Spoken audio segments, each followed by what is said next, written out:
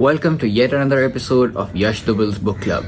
The book today we are going to review is Ego is the Enemy by Ryan Holiday. Before that, let's roll the intro.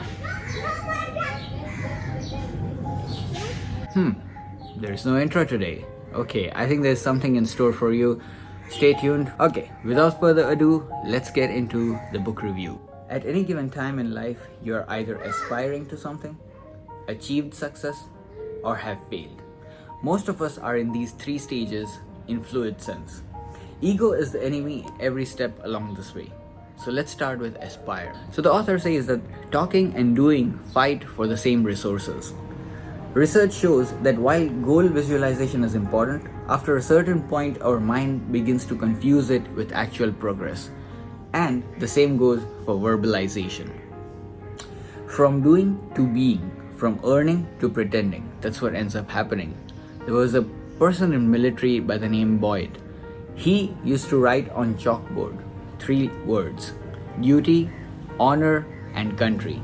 Then he used to erase them and used to write 3 other words, which were pride, power, and greed. What usually happens? You get into military to serve the country.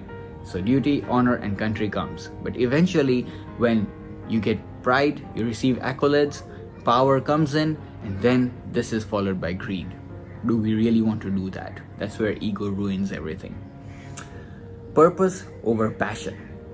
Passion is about, whereas purpose is to and for. Purpose de-emphasizes the I, which is always capital. Purpose is about pursuing something outside yourself as opposed to pleasuring yourself. Passion is form over function. Purpose is function, function, function. Our own path, whatever we aspire to, will in some ways be defined by the amount of nonsense we are willing to deal with. Getting angry, getting emotional, losing restraint is a recipe for failure in the ring. This is what happens when we aspire to be someone. You cannot lose temper as a refuge from despair. Those who have subdued their ego understand that it does not degrade you when others treat you poorly. It degrades them. Because no one ever said, reflecting on the whole of someone's life, man, that monstrous ego was worth having. Let's move to the second part, success. I have had this chat with some of my close friends that how much is enough? Have we ever thought that, okay, once I achieve this much of amount or this much money in my bank, I would stop working for money. If you don't know how much you need, the default easily becomes more. And so without thinking, critical energy is diverted from a person's calling and toward filling a bank account. Ego needs honor in order to be validated. Confidence, on the other hand, is able to wait and focus on the task at hand regardless of external recognition. And then the third part, failure.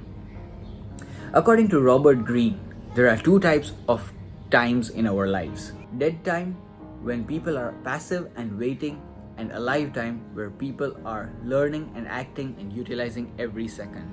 Every moment of failure, every moment or situation that we do not deliberately choose or control presents this choice. Alive time, dead time. And this is current situation where corona, lockdown, everything exists. This is not in our control. Now the choice is ours, dead time or alive time. This moment is not your life, but this is a moment in your life. How do you use it? That's the question. Take Steve Jobs. He was 100% responsible for him getting fired from Apple. Due to his later success, Apple's decision to fire him seems like an example of poor leadership. But he was, at the time, unmanageable. His ego was unequivocally out of control. So finally, I would like to end up with this note. Keeping ego in check helps us to be humble in our aspirations, gracious in our success, and resilient in our failures. So there is this nice analogy which has been given in the book. Training is like sweeping the floor. Just because we have done it once does not mean the floor is clean forever. Every day the dust comes back, every day we must sweep. Same applies for ego. I hope you like this review. I'll see you in the next one. Bye. Take care. Ciao.